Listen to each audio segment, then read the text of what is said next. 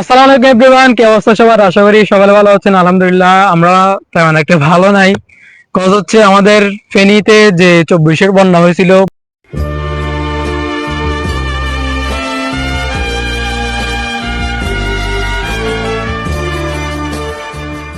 মারাত্মক ভাবে ক্ষয়ক্ষতি হয়েছে মানুষের। তো পর্যায়ক্রমে 25-এ বন্যা, এখন বর্তমানে 26 সাল। তো এখনো টানা গত কয়েকদিন ধরে বৃষ্টিপাত হচ্ছে। সো আমাদের এই গ্রাম অঞ্চলে কি পরিবেশ হচ্ছে এন্ড কতটুকু পানি উঠছে এন্ড মানুষের কি কি হাল অবস্থা, সেটা আজকে ভিডিওতে দেখার চেষ্টা করব। র্যান্ডম মানুষের সাথে আমরা জিজ্ঞেস করবো যে বন্যা পরিস্থিতি কেমন এন্ড টানা কয়েকদিন বৃষ্টি হয়েছে এন্ড বন্যার আশঙ্কাটা কেমন রয়েছে। So let's start. চ্যানেলটি সাবস্ক্রাইব করতে পারেন এন্ড ভিডিওতে লাইক দিয়ে আমাদের সঙ্গে থাকুন।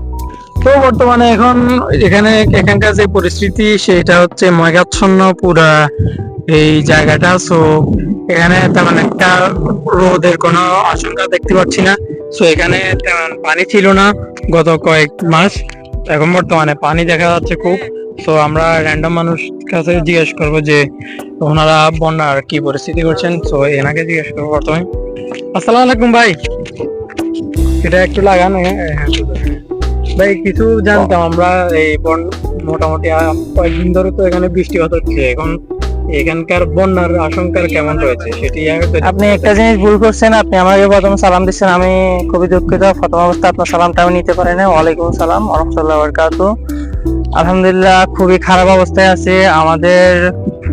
বিগত অনেক দিন ধরে আমাদের ফেনী জেলার মধ্যে খুবই ভারী বৃষ্টি হচ্ছে। হ্যাঁ, আবহাওয়া অধিদপ্তর থেকে সবার ফোনে ফোনে কল দেওয়া হচ্ছে যে খুবই শীঘ্রই আমরা বন্যার মধ্যে করতে পারি। যেমন কিনা 24-এর বন্যা, আপনারা সবাই জানেন 24-এর বন্যার মধ্যে আমরা খুবই কষ্টে ছিলাম। প্লাস আমরা দেখতে পাচ্ছি যে 24-এর বন্যার মধ্যে 26 সালেও আমরা ওই সেম বন্যার মধ্যে আমরা পড়তে পারি।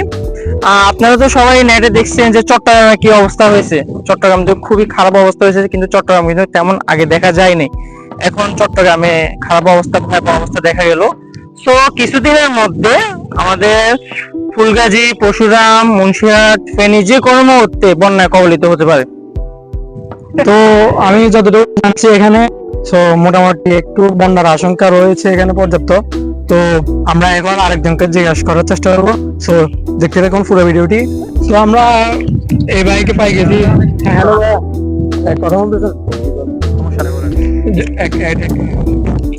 আমি এখন জানতে চাইছি যে এখানে যে গত কয়েকদিন টানা বৃষ্টি বর্ষণ হচ্ছে, তো আমরা জানতে চাইছি যে এখানে বন্যার আশঙ্কা কেমন রয়েছে, বা গবাদি পশু করেছেন বা পশুর থেকে কোনো ইনফরমেশন দেওয়া হয়েছে? না, সত্যি বলতে আমি আসলে এখানে থাকি না, আমি থাকি হচ্ছে ফেনীতে। তো আমি জাস্ট এখানে আজকে ঘুরতে আসছি। এমনি যতটুকু আমার ধারণা যে এই এলাকাতে 24-এ বন্যা হয়েছে, তো ওইটার তুলনায় বর্তমানে যেরকম বৃষ্টিপাত হচ্ছে তার মধ্যে এখানে পানিটা খুবই কম আছে, স্তরটা এখনো অনেক কম। আর মুহুরী নদীতে বিপদসীমার নিচে যাচ্ছে পানি, 4-5 মিটার নিচে আছে আপাতত, এখনো কোনো শঙ্কার নাই। দুইজন মানুষকে আমরা অবশ্যই জিজ্ঞেস করে ফেলছি যে বন্যার পরিস্থিতি কেমন এন্ড টানা বৃষ্টি বর্ষণের কারণে কিরকম পরিস্থিতি যাচ্ছে। সো আপনারা তো শুনতে পারলেন তাদের মুখ থেকে। মোটামুটি এখনো অনেক নিচেই পানি আছে, কোনোখানে ভাঙন পড়ে নাই নদী। সো ওই হিসেবে নিশ্চিন্তে থাকা যায় এখনো অব্দি। যদি আরো 2-1 দিন টানা বৃষ্টি বর্ষণ হয় তাহলে এটা অনেক হাই লেভেলে চলে যাবে। সো আমি এখন আপনাদেরকে কিছু ফুটেজ দেখাবো যে নদীতে পানি কেমন যাচ্ছে এন্ড ক্ষেত খামারে কেমন পানি হয়েছে সেটাই দেখানোর চেষ্টা করবো। সো সাথে থাকুন আমাদের। সো গাইস, আমরা অনেক কিছু দেখতে পাইছি এই পর্যন্ত। সো ভিডিও শেষ পর্যন্ত চলে আসছি। এটা তেমন একটা লং করতে পারিনি, কজ হচ্ছে এখানে যতটুকু দেখানোর চেষ্টা করছি ততটুকু দেখছেন আপনারা। সো এখানে ভিডিও পর্যন্তই। সবাই সুস্থ থাকুন, ভালো থাকুন, নিরাপদে থাকুন। বিদায় নিচ্ছি আজকের মতো। খুদা হাফেজ, টেক কেয়ার।